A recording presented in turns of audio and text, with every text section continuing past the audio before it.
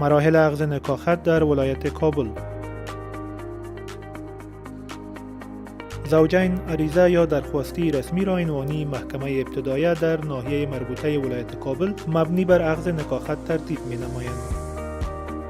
یکی از زوجین عریضه و اسناد لازم را به محکمه مربوطه ارائه که رئیس محکمه در آن حکم می دهد. فرم یا استعلام محکمه توسط ملای امام و 2 نفر از همسایه ها پاسخ داده شده، توسط وکیل گذر و ناحیه مربوطه تصدیق گردیده و دوباره به محکمه سپرده می شود.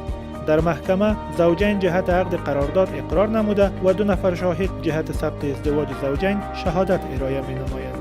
زوجین در روز معین به محکمه ابتدایه در ناحیه مربوطه ولایت کابل مراجعه کرده و سپس نکاحت را پس از تایید محکمه استئناف دریافت می نمایند.